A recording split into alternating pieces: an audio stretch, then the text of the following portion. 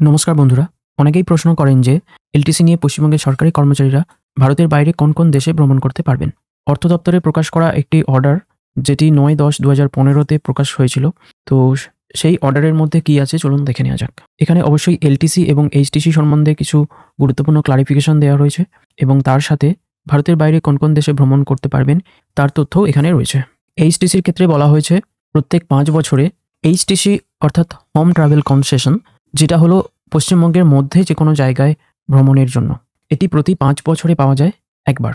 LTC অর্থাৎ leave travel concession, যার জন্য আমরা পশ্চিমবঙ্গের বাইরে ভারতের যে কোনো জায়গায় যেতে পারি এবং এছাড়াও ভারতের কয়েকটি প্রতিবেশী দেশের কথা এখানে বলা হয়েছে, সেই দেশগুলিতে আমরা ভ্রমণ করতে পারি। এলটিসি পাওয়া যাবে প্রতি ১০ বছরে একবার, অর্থাৎ এলটিসি এবং এইচটিসি এর একটি ব্লক পিরিয়ড আছে। যেমন আমরা সামনেই ৩১ অক্টোবর ২০২৫ পর্যন্ত একটি ব্লক পিরিয়ড পাচ্ছি। তো আমরা প্রতিবেশী দেশ যেগুলোতে ভ্রমণ করতে পারবো এবং এলটিসির সুবিধা পাবো সেগুলোর মধ্যে আছে Thailand, Singapore, Malaysia, Myanmar, Sri Lanka, Bangladesh, Pakistan, Nepal, Bhutan এবং মালদ্বীপস। এবং পশ্চিমবঙ্গের বাইরে ভারতের মধ্যে যে কোনো জায়গায় আমরা যদি যাই সেটাও এলটিসির মধ্যে গণ্য হবে। যেমন আমরা যদি আন্দামান নিকোবর দ্বীপপুঞ্জ কিংবা লাক্ষাদ্বীপ যাই, সেক্ষেত্রেও সেটি এলটিসির মধ্যে আমরা ক্লেম করতে পারবো। এই অর্ডারের মধ্যে আরও একটি গুরুত্বপূর্ণ বিষয় বলা হয়েছে যে একজন গভর্নমেন্ট এমপ্লয়ির স্পাউস যদি গভর্নমেন্ট এমপ্লয়ি হয়ে থাকেন তবে সেক্ষেত্রে কি হবে।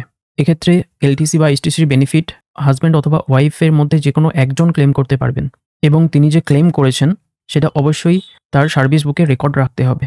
ধন্যবাদ, ভালো থাকবেন।